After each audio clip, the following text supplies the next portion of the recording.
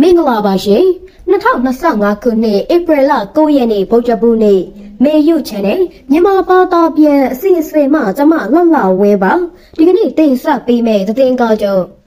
ရိုဟင်ဂျာတွေနေရပြန်နိုင်ရဲ့အတွက်ရခိုင်ပြည်နယ်မှာကောင်းမွန်တဲ့အခြေအနေတွေရှိဖို့လိုအပ်ဟုဘင်္ဂလားဒေ့ရှ်အစိုးရကအလေးပေးပြောကြားဆိုတဲ့သတင်းကိုတင်ဆက်ပေးသွားမှာဖြစ်ပါတယ်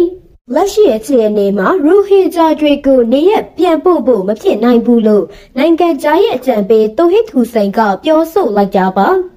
ရိုဟင်ဂျာတွေနေရပြန်ရဲ့အတွက်ရခိုင်ပြည်နယ်မှာအစီအပြေပတ်ဝန်းကျင်ရှိဖို့လိုအပ်ကြောင်းဘင်္ဂလားဒေ့ရှ်နိုင်ငံ၏ယာယီအစိုးရကလေးပေးပြောကြားလိုက်ပါတယ်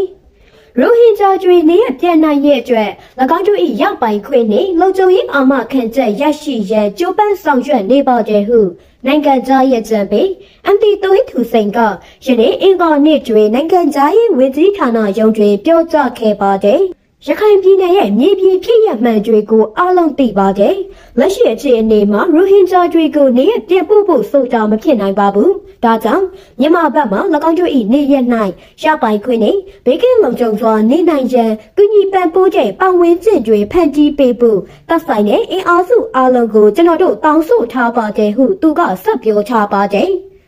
ရိုဟင်ဂျာတသိန်း8,000စရင်ကိုစီစစ်ခြင်းနဲ့ပတ်သက်ပြီးတော့သူကအပိပြုချက်ကိုသူတို့စီကတိုက်ရိုက်လိုခြင်းနဲ့သူတို့ကအပိပြုတဲ့နေရပြန်ပို့ရေးအဆိုပြုထားတဲ့လူ2,500,000ထဲကတသိန်း8,000ကိုအတိပြုပေးပြီးဟုပြောဆိုထားပါတယ်